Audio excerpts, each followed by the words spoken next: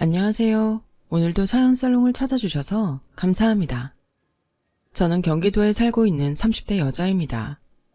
여러분은 기적을 믿으세요? 저는 어릴 때부터 워낙 힘들게 살았기에 누구보다 기적을 간절히 바라던 사람이었어요. 제가 어릴 때부터 참 가난해서 힘들게 살았거든요. 돈이 모든 걸 해결해준다고 생각하진 않지만 돈이 없다는 건 어린 꼬마도 다 알 정도로 사는 게 힘들고 곤란한 일이 많잖아요. 그래서인지 저희 집은 항상 어두운 그림자가 가득했어요. 엄마 아빠는 늘 늦게까지 일을 하셨지만 하루도 빠지지 않고 돈 걱정을 했고, 제 바로 밑에 동생은 그런 우리 집이 최악의 집이라고 불만이 많았으니까요. 하지만 무슨 이유인지 그런 환경에서 저는 돌연변이처럼 긍정적이고 낙천적인 성격이었는데, 그때 당시 저의 유일한 취미가 말장난으로 사람을 웃기는 거였어요. 그리고 천성이라는 게 무서운 건지 쥐뿔 가진 것도 없으면서 남 돕는 일이라면 두 팔을 걷어붙이곤 했는데요. 그런 저를 저보다 2살 어린 동생이 참 싫어했죠. 언니 오늘도 남 도와준답시고 혜진이 언니 대신 화장실 청소하고 왔지? 어? 너 그거 어떻게 알았어? 영희가 팔을 다쳤거든. 그럼 청소하기 힘드니까 내가 대신한다고 했지. 언니 바보야? 희진이 언니 팔 이제 다 나았어. 기부 스폰지가 언젠데. 희진이가 그러는데 집에서 맨날 춤추고 난리도 아니래. 그래? 이상하다. 나한테는 아직 많이 아프다고 했는데. 내가 분명히 말했잖아. 언니가 이 세상 호구짓은 다 한다고. 언니는 착한 일에서 기분 좋을지 모르지만 언니 친구도 내 친구도 우리 자매를 싸잡아서 만만하게 본다고. 내가 몇 번을 말해. 에이 진이야, 그건 오바다. 내 친구고 네 친구 아니면 도울 수도 있는 거지. 뭘 그렇게 열을 내. 아, 답답해. 정말 언니랑은 도저히 말이 안 통해. 막말로 우리가 남을 왜 도와? 누구보다 도움을 받아야 하는 사람이 누군데. 요즘 세상에 돈 없어서 소풍도 못 가는 게 말이 돼? 진이 너 아직도 그것 때문에 마음이 안 풀렸구나? 그래도 어쩌겠어. 자식 소풍 못 보내는 엄마 아빠 속은 뭐 편하겠어. 그러니까 마음 풀어라. 누가 소풍 못 가서 그래? 그까지 소풍 안 가면 그만이야. 근데 짜증나는 건 그 이유가 돈이 없다는 거라고. 아씨, 정말 구질구질하고 지긋지긋해. 두고 봐. 난 절대 언니처럼 안 살 거야. 이기적으로 살면서 돈 쌓아놓고 걱정 없이 살 거라고. 동생은 그렇게 말하고는 서러움이 폭발했는지 울음을 터뜨리고 말았어요. 그리고 언니인 저는 그런 동생이 그저 안타깝기만 했는데요. 그때부터 다짐했죠. 누구보다 욕심이 많은 동생을 위해 언니인 제가 할 수 있는 건 모두 하자고요.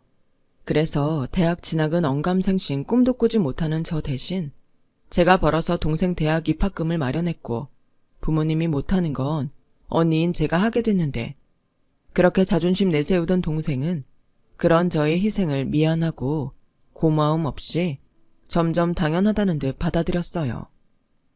그런 동생을 보며 제 친구들은 제 인생이 더 중요한 거라면서 그런 바보 같은 짓은 제발 그만두라고 하더군요. 그게 딱 잘라내기가 쉽지 않더라고요. 그렇다고 결단코 동생이 저의 희생과 노력을 알아주길 바랬던 건 아니었는데, 그저 힘든 부모님 대신 동생을 챙기는 건 언니인 저의 몫이라고 생각했죠. 사실 저희 부모님이 처음부터 돈이 없어 가난한 사람들은 아니었거든요. 잘은 기억나지 않지만 제가 어릴 때는 저희 집이 꽤 떵떵거릴 정도로 아빠의 사업이 잘 됐을 때가 있었어요. 그래서 좋은 옷에 최신 장난감은 웬만하면 다 가질 수 있었는데, 그때 제 동생은 너무 어려서 그런 좋은 시절을 누릴 겨를이 없었던 거였어요. 오히려 제 동생이 컸을 때는 돈이 없어 서러운 경험만 시켜주게 된 거였죠. 그래서 어릴 때부터 막연하게 저는 기적을 꿈꾸게 됐어요. 복권이나 뭐 그런 걸 생각하진 않았지만 힘든 생활일수록 저금하듯 좋은 일을 모으면 티끌 모아 태산이라고, 제 인생에도 큰 복이 찾아올 거라고 막연하게 믿었어요. 그렇게 어릴 때부터 살다 보니 어느새 저는 오지랖이 태평양처럼 넓은 아가씨가 되었죠. 가끔은 그 오지랖 때문에 난처한 일을 당하기도 했지만 그것도 천성이라면 천성이라고 한껏 오지랖을 떨며 남을 도우면 그게 그렇게 기분이 좋을 수가 없더라고요. 그리고요, 그런 저의 오지랖은 결국엔 제 인생을 바꾸어 놓았는데요. 그날도 한껏 오지랖을 떨며 어떤 할머니를 돕게 된 일이 그 시작이었어요. 그날은 제법 날씨가 쌀쌀해 따뜻한 국물이 먹고 싶은 날이었는데 저희 부모님이 모처럼 딸들 얼굴 보겠다고 지방에서 올라오셔서 바쁜 동생과 시간을 맞춰 점심 외식을 나왔을 때였어요. 평소 부모님을 뵈러 본가에 가고 싶은 마음은 굴뚝 같았지만 제가 당시 3교대 근무를 하고 있어 시간 내는 게 하늘의 별 따기처럼 힘들었거든요. 그래서 오랜만에 부모님 얼굴을 봐서 기분이 날아갈 만큼 좋았는데 그래서인지 여지없이 저의 오지랖은 누가 말릴 새도 없이 발동되고 말았어요. 그 식당이 점심 장사만 하는 집이었는데 평소 인기가 너무 많아서 오픈 시간 전부터 줄을 서야 하는 집이었거든요. 근데 저희보다 한참 앞에 할머니 한 분이 줄을 서 계셨는데 그렇게 장장 1시간 반이 지나자 할머니 차례가 되었어요. 몇 분이세요? 나 혼자라오. 할머니, 뒤에 줄 보이시죠? 저 사람들 전부 식사하려고 기다리는 손님들인데 할머니가 혼자 테이블 하나 다 차지하고 있으면 저희가 손해예요. 아, 그런가? 그럼 내가 남는 자리에 합석을 하는 건 어떤가? 난 그냥 여기 국밥이 너무 먹고 싶어서 지난번에 우리 딸이랑 손자랑 같이 와서 먹었는데 너무 맛있어서 멀리서 찾아왔네. 아무리 그렇게 말씀하셔도 안 됩니다. 그리고 요즘 누가 할머니랑 불편하게 합석을 해요. 다음에 가족분들이랑 같이 오세요. 그래도 내가 여기서 1시간 넘게 기다렸는데 어떻게 안 되나? 거참, 할머니는 양심도 없어요. 할머니 한 번 빠지면 그 뒤에 4명이 식사를 할 수 있는데 지금 나이 많다고 우대해달라는 거예요. 저야말로 같은 시간에 한 그릇 파는 것보다 4그릇 파는 게 이득이죠. 아유, 알았네. 국밥 하나 먹으려다가 내가 별소리를 다 듣네. 사람이 그렇게 야박하면 못 써. 그렇게 할머니는 힘든 다리를 끌고 줄에서 나가셨어요. 한참 같이 줄을 서 있을 때는 몰랐는데 할머니가 참 왜소하시더라고요. 그리고 가족들 눈치를 보던 저는 이렇게 말했어요. 저 할머니 우리랑 같이 1시간 넘게 기다리셨는데 진짜 너무한다. 뭘 너무해. 직원이 현명하구만. 저 할머니 한 사람 빠져서 우리가 지금 몇 분 더 일찍 들어갈 수 있게 된 거라고. 그래도 이 추운 날 국밥 먹겠다고 기다리셨잖아. 1인 손님은 안 받는다고 미리 적어 놓든가. 난 이건 아니라고 생각해. 언니, 그만해. 슬슬 시동 거는 것 같은데 난 싫다. 엄마 아빠도 싫어? 우리는 뭐 상관없지. 안 그래 여보? 근데 음식 맛은 어떨지 모르지만 서비스가 영 아닌 것 같아서 아빠도 별로 먹고 싶지 않다. 아빠, 무슨 말이야. 지금 기다린 시간이 얼만데. 그리고 여기 유명한 집이야. 그러니까 저녁 장사도 안 하고 점심 장사만 하지. 그러지 말고 우리가 저 할머니랑 합석하자. 여기 의자 하나 갖다 놓으면 5명이 충분히 먹을 수 있어. 나는 싫다고 했잖아. 모르는 사람이랑 밥 먹는 거 불편하단 말이야. 엄마가 언니 좀 알려봐. 진이야, 그러지 말고 언니가 하자는 대로 하자. 이 추운 날 얼마나 드시고 싶으셨으면 1시간 넘게 기다리셨겠어. 자리가 없는 것도 아닌데 진이 넌 엄마랑 아빠랑 먹는다고 생각하고 선이 네가 모시고 와서 옆에서 먹어. 엄마도 마음 같아서는 그냥 가고 싶은데 기다린 시간도 아깝고 그렇게 맛있다고 하니 궁금해서 먹고 싶으니까. 저는 엄마의 말에 얼른 뛰어가 걸음이 느린 할머니에게 다가갔어요. 그리고 저희 가족과 함께 합석해 식사를 하자고 권했는데요. 정말 그래도 될까? 내가 저 사장이 하도 싸가지가 없어서 사양하고 싶은데 내가 일주일 전부터 저기 국밥이 먹고 싶었거든. 그러셨어요. 저도 여기 국밥 좋아하는데 직원이 영 그래요. 그래도 저희랑 같이 먹으면 뭐라고 못할 거예요. 그럼 신세 좀 질게. 대신 음식값은 내가 내지. 아니에요. 저희 식구가 4명이나 되는데 그럼 안 되죠. 할머님은 딱 할머님이 드신 한 그릇값만 내세요. 마음 같아선 제가 사드린다고 하고 싶지만 초면에 그것도 아닌 것 같아서. 아가씨가 마음이 참 곱네. 그래, 그럼 염치 없지만 신세 좀 지세. 그렇게 저희 가족은 할머니와 함께 순서가 되어 식당 안으로 들어갔어요. 그리고 저희 가족과 할머니를 본 식당 사장은 당황한 듯한 얼굴로 할머니를 쳐다봤는데 제가 눈가에 힘을 주고 이렇게 말했어요. 할머니 저희랑 같이 식사하실 거예요. 그럼 상관없죠?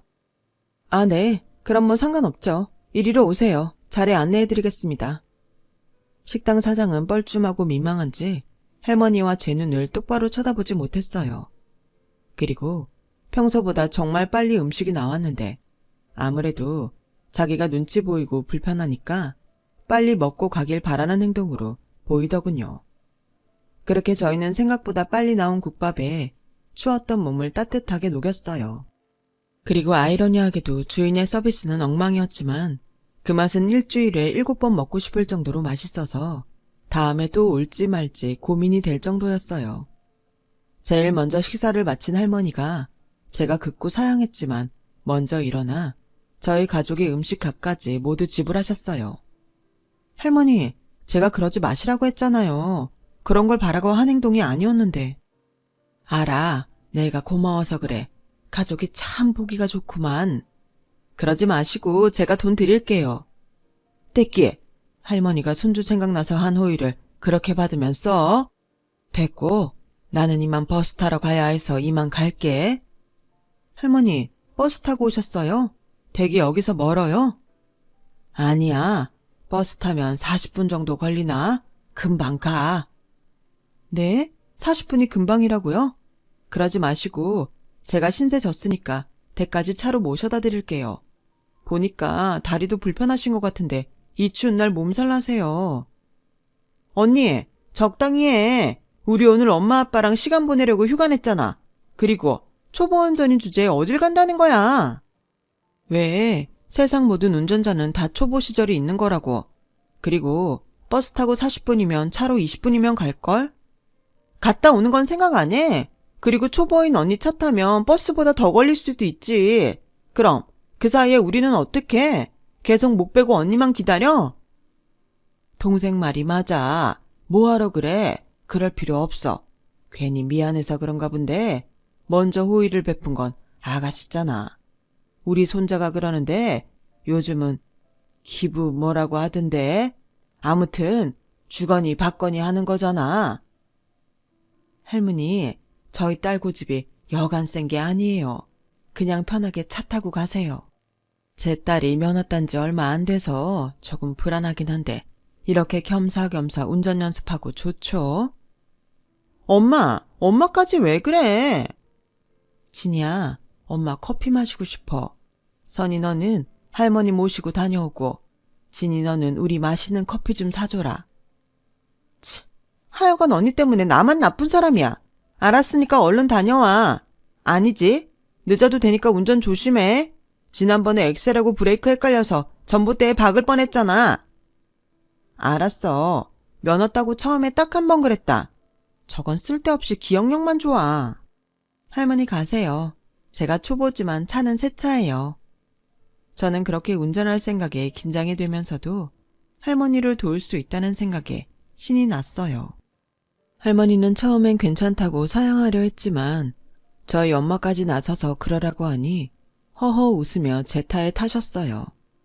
그리고 곧 할머니는 어디론가 전화를 거셨고 할머니는 통화를 시작하셨죠. 나다. 나 마음씨 착한 아가씨 덕에 편하게 차 타고 집에 간다. 뭐? 괜찮아.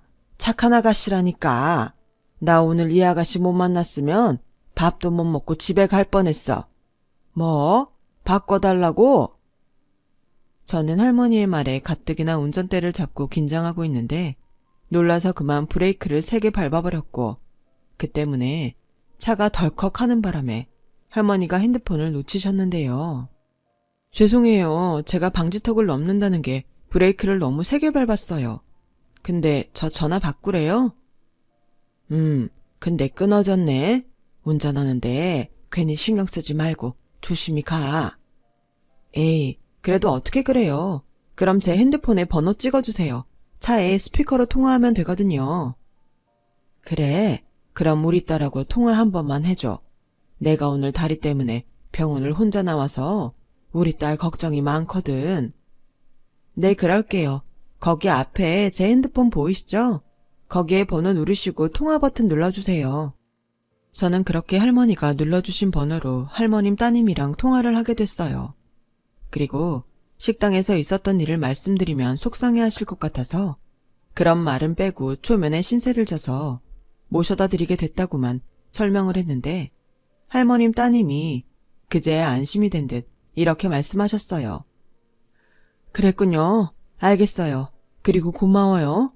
세상이 너무 흉흉해서 모르는 사람 차를 타고 간다고 하니까 제가 걱정이 돼서 바꾸라고 했어요. 아니에요. 당연히 그럴 수 있다고 생각해요. 저 기분 하나도 나쁘지 않아요. 저희 엄마가 말씀하신 대로 정말 착하신 분이네요. 저희 엄마가 양쪽 무릎이 모두 다 아프셔서 걷는 게 많이 힘드세요. 버스 타고 내리는 거 걱정 많이 했는데 정말 고마워요. 원래는 내가 모시고 가야 하는데 일이 있어서 내가 다음에 같이 가자고 했는데 크쿠 혼자 가시겠다고 하더니 다행히 아가씨를 만났네요. 아, 그러셨구나. 걱정하지 마세요. 제가 댁까지 모셔다 드릴 거예요. 바쁘실 텐데 죄송해서 어쩌죠? 계좌번호라도 주면 답례를 하고 싶은데. 아니에요. 제가 오늘 휴가거든요. 그리고 제가 부끄럽게도 초보 운전이라서 이만 전화를 끊어도 될까요? 긴장이 돼서요. 그리고 답례는 제가 지금 할머니한테 드리고 있는 거예요. 아, 그런가요? 그럼 방해하지 않을게요. 오늘 정말 고마웠어요. 할머니의 따님은 제가 초보 운전이라는 말에 황급히 전화를 끊어줬어요. 그리고 30여 분을 달려 이런 곳이 있었나 싶은 곳에 농가 밭이 가득했고 할머니를 내려드리게 됐는데 생각보다 할머님의 집이 멋있고 넓은 한옥이라 제 입이 떡하고 벌어졌어요. 할머니, 댁이 정말 근사해요. 꼭 왕이랑 왕비가 사는 궁궐 같아요. 그래, 우리 딸이 작년에 새로 지어줬어. 내가 괜찮다고 했는데 집이 오래되면 늙은 애미 혼자 고생한다고. 와, 멋있다. 저도 저희 부모님한테 그런 딸이 되고 싶어요. 따님이 엄청 능력자신 것 같아요. 아까 목소리도 꼭 선생님 같은데. 맞아, 의사 선생님. 우리 딸이 어릴 때부터 천재 소리 들어가면서 공부를 정말 잘했거든. 근데 자식이라고 그 딸 하나인데 맨날 바빠. 대궐 같은 집을 지어주려면 뭐 하나? 지는 바빠서 오지도 못하는데. 에이, 못 오는 따님 마음은 어쩌라고. 마음은 안 그럴 거예요. 아까 저랑 통화하는 거 다 들으셨잖아요. 저도 부모님 집에 자주 못 가서 그 마음 뭔지 알아요. 그래? 하긴 바쁘면 좋은 거지. 우리 딸이 맨날 나더러 서울에 올라와서 살라고. 같이 살자고 하긴 해. 근데 내가 미쳤어? 그 깝깝하고 복잡한 데 가서 어떻게 살아? 내가 다리가 시원치 않아도 여기 논이랑 밭이랑 다 내가 한 거야. 와, 할머니 보기보다 엄청 욕심 많으시구나. 그렇게 일을 하시니까 다리가 아프시죠? 따님도 의사신데 쉬엄쉬엄 하세요. 우리 딸이랑 같은 소리 하네. 그러지 말고 여기서 잠깐 기다려. 내가 어제 고구마를 캐서 말려놨거든. 그것 좀 가져가. 식구들이랑 쪄서 먹어. 정말요? 저 고구마 엄청 좋아하는데 고맙습니다. 저 이왕 주시는 거 많이 주세요. 그래, 내가 아주 양껏 담아줄게. 아가씨는 보면 볼수록 사람이 참 좋아. 복 받을 거야. 여기서 기다려. 저는 일부러 할머니 신나시라고 그렇게 너스레를 떨었어요. 그리고 무려 고구마를 2박스나 받게 됐는데 많이 달라고는 했지만 이렇게 많이 주실 줄은 몰라서 또다시 입이 다물어지지 않았어요.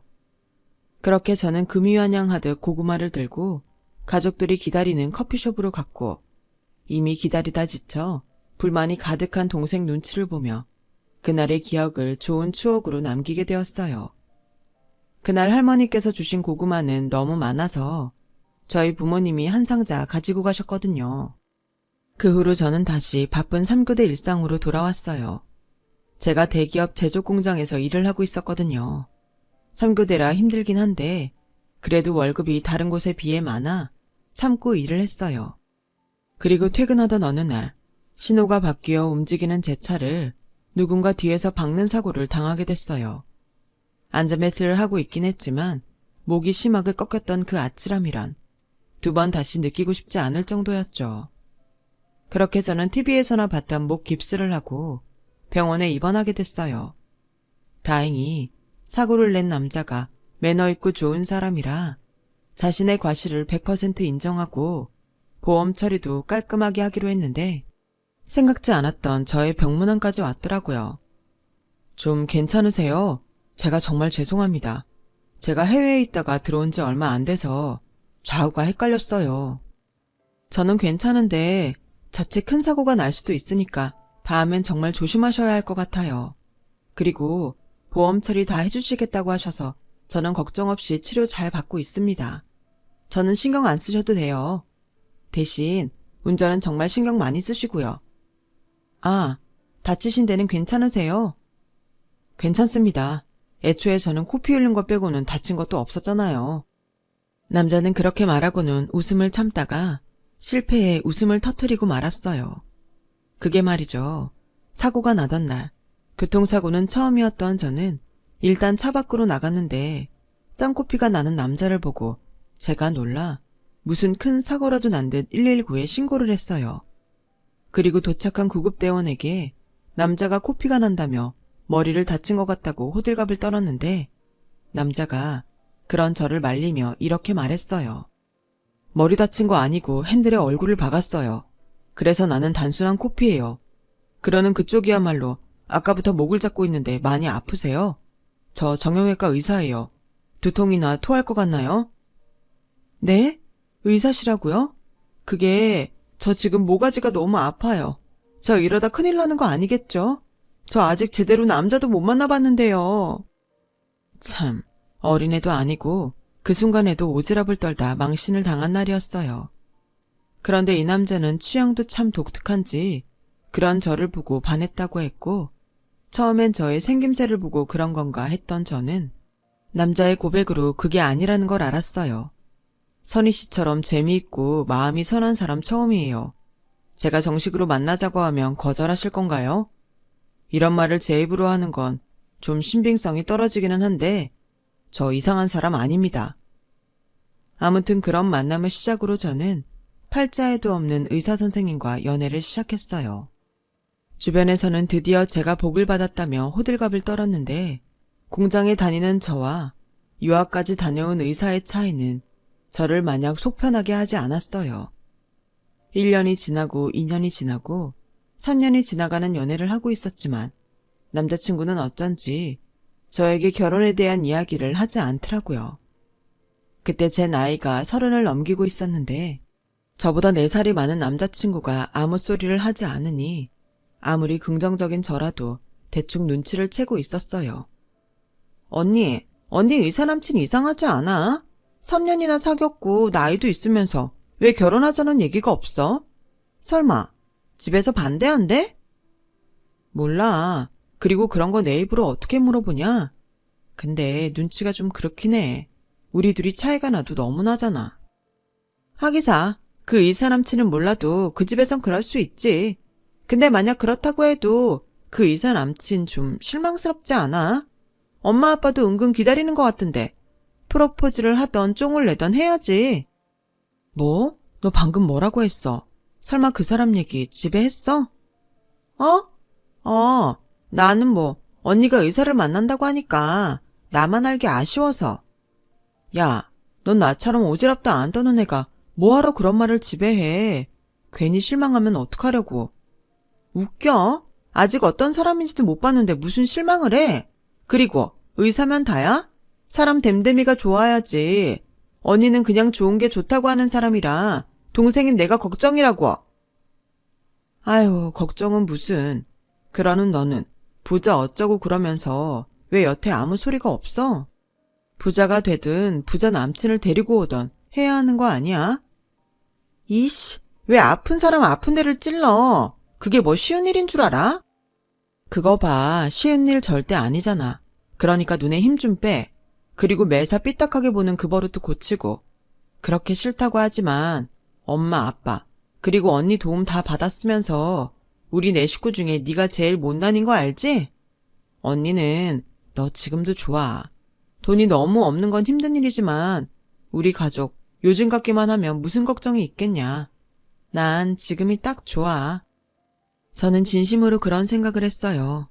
그때까지 저도 벌어서 집에 돈을 보태드리고 있어서 그 많던 빚도 거의 청산을 했거든요.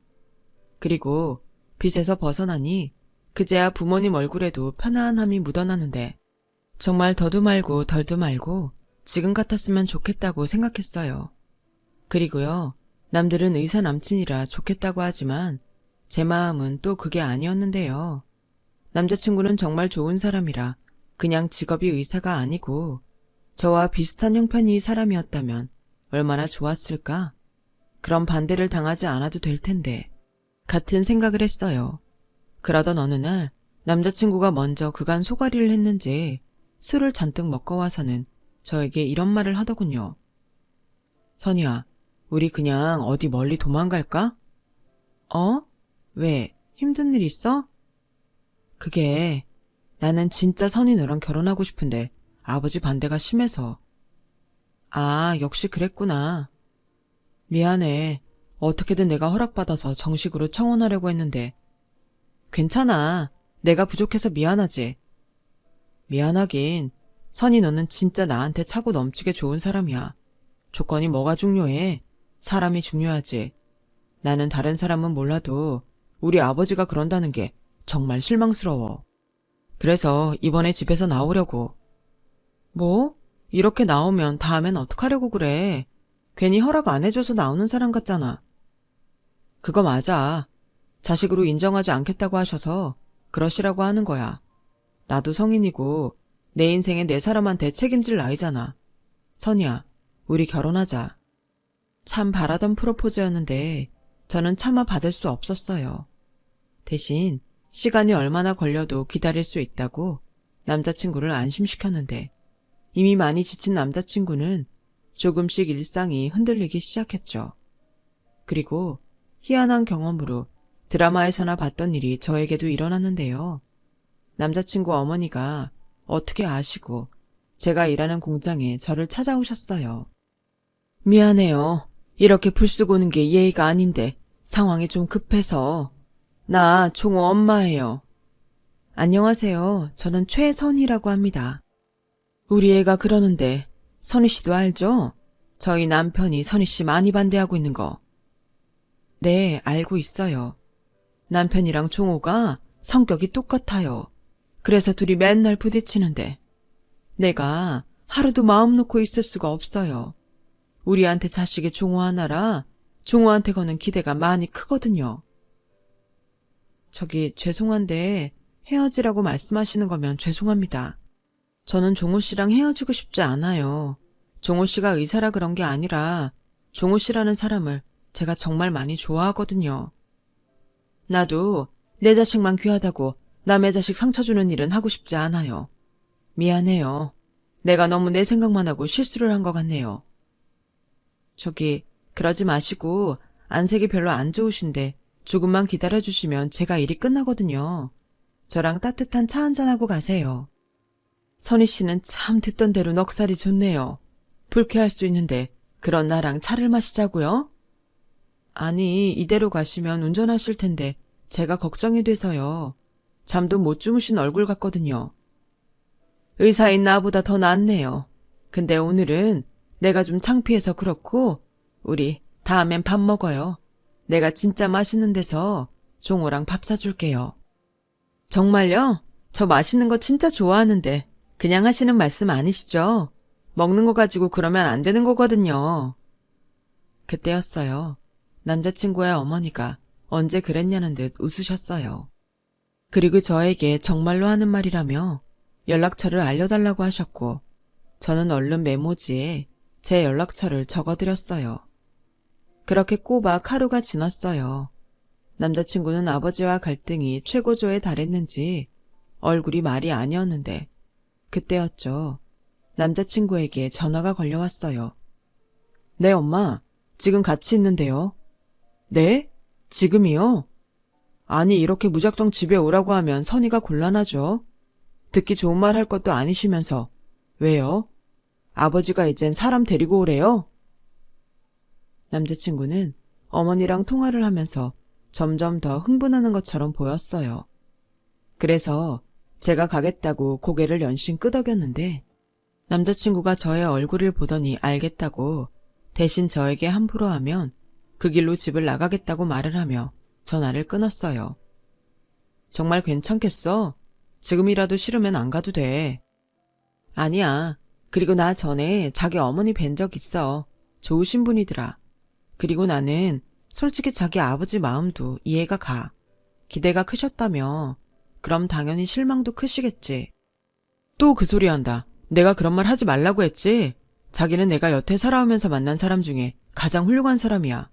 의사인 나도 돈 받고 사람을 치료하는데 자기는 자기 돈 써가면서 남을 돕잖아. 에이, 말했잖아. 습관이라고. 좋은 일을 하면 좋은 일이 돌아온다고 믿어서 그래. 그리고 혹시 알아? 내가 지금까지 저금한 복이 이번에 제대로 돌아올 수도 있잖아. 정말 못 말린다. 우리 아버지는 그런 게 통하는 사람이 아니야. 감성도 없고 잔정도 없어. 평생을 무뚝뚝하게 산 양반이라고.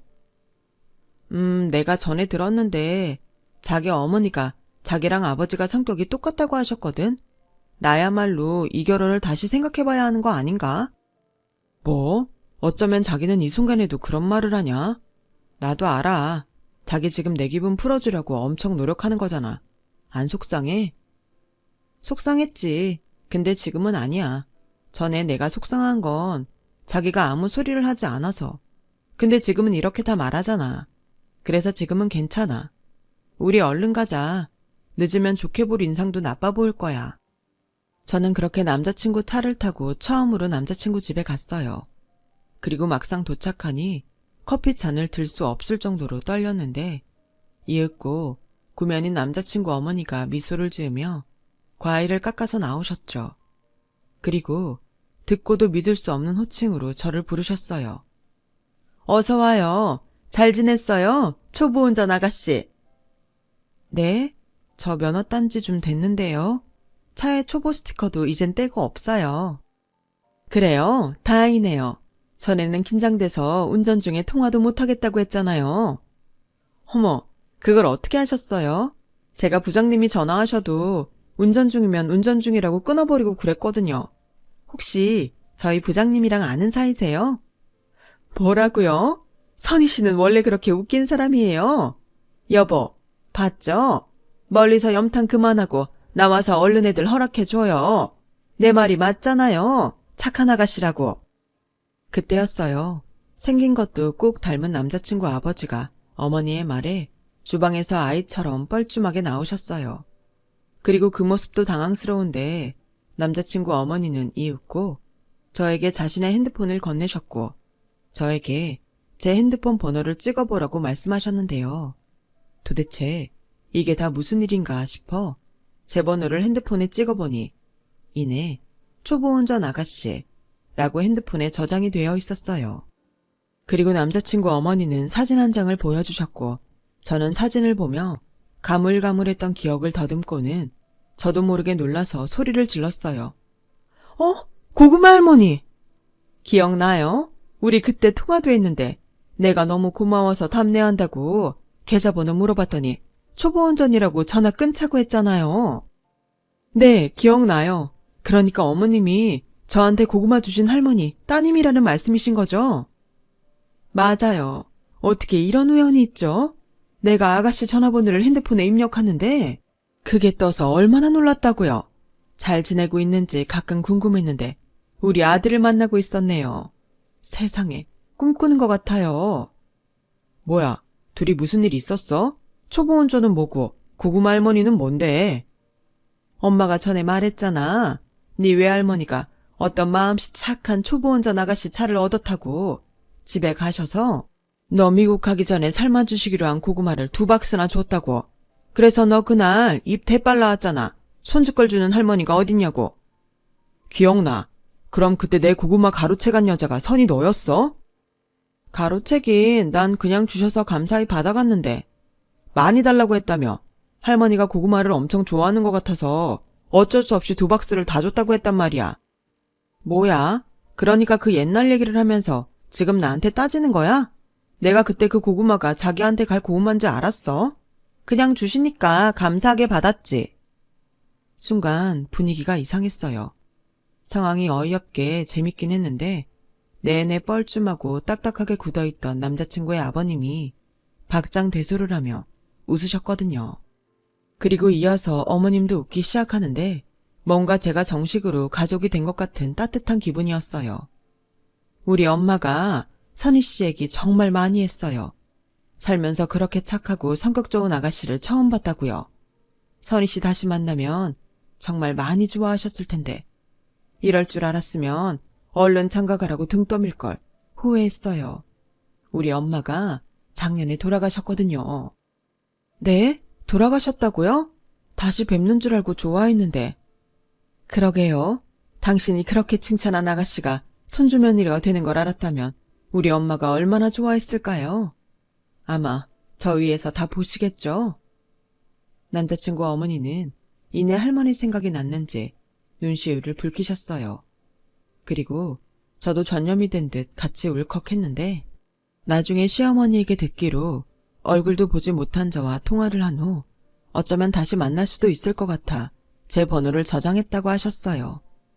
참 신기하고 기막힌 우연이자 인연이었죠. 그 뒤 저희는 언제 그런 반대를 겪었냐는 듯 속전속결로 결혼식을 올렸어요. 오죽하면 남편 측근과 제 측근이 속도 위반했냐고 물을 정도였으니까요. 그렇게 저는 결혼을 하고 믿기 어렵지만 시댁에 가면 극진한 대접을 받는 며느리가 되었어요. 시어머니는 물론이고 시아버님이 저만 오면 웃을 일이 많다고 좋아하시는데 저는 이유를 잘 모르겠지만 시아버님은 제가 말만 하면 무슨 코미디 프로를 보는 것처럼 그야말로 빵빵 터지십니다. 그리고 어렴풋이 알겠더라고요. 시아버님은 잔정이 없고 무뚝뚝한 사람이 아니라 애정을 어떻게 쏟아야 하는지 모르셨던 것 같아요. 저희 시댁 가족은 시어머니, 시아버지, 남편까지 모두 의사거든요. 그래서 세 사람은 정말 똑소리 나게 똑똑하고 모르는 게 없었는데 정작 서로가 서로를 얼마나 사랑하는지는 알지 못했던 것 같아요. 그 덕에 저는 오지랖 넓고 솔직한 사람이라 세 사람의 사랑을 한 몸에 받고 있으니 이것이야말로 제가 어릴 때부터 꿈꾸던 기적이 아닌가 싶네요. 지금도 고구마를 보면 할머님이 생각나요. 초보 운전이라 잔뜩 긴장한 저에게 고맙다고 고구마를 2박스나 주셨던 할머니. 하늘에서 손주 며느리가 된 저를 보고 계시겠죠? 지금도 생각납니다. 그때 할머님이 저에게 복 받을 거라고 하셨던 말씀은 이렇게 할머니와 제가 인연이 될 운명이라는 걸 아셨던 것이 아닐까요? 그러지 않고서야 지금의 이 기적을 설명할 방법이 없으니까요. 그리고요, 이건 정말 개인적인 일인데 저는 현재 제 동생에게 가장 존경받는 언니로 지내고 있어요. 평생 쓸데없이 오지랖을 떤다고 그렇게 구박을 하더니 제가 떤 오지랖에 인생 역전했다고 얼마나 부러워하는지요. 그러려고 그런 건 아니었지만 이참에 제 동생도 오지랖 좀 떨면서 세상에 도움이 되는 사람이 되었으면 좋겠어요. 뭔가 대단한 것을 바라는 마음이 아닌 진정한 행복을 바라는 마음으로요. 이만하면 저 좋은 언니 아닌가요? 그리고 끝으로 소원이 하나 더 있어요. 요즘 들어 웃을 일이 많아서 좋다는 저희 시부모님이 앞으로도 평생 저희 부부와 웃으며 행복하게 사셨으면 좋겠습니다. 지금까지 저의 기적 같은 이야기 들어주셔서 대단히 감사해요. 부디 여러분이 만난 기적으로 오늘 하루도 건강하고 행복하시길 바라겠습니다. 여러분, 사연 댓글에 응원과 현명한 조언 부탁드려요. 좋아요와 구독은 저에게 큰 힘이 됩니다. 오늘도 좋은 일 가득하세요.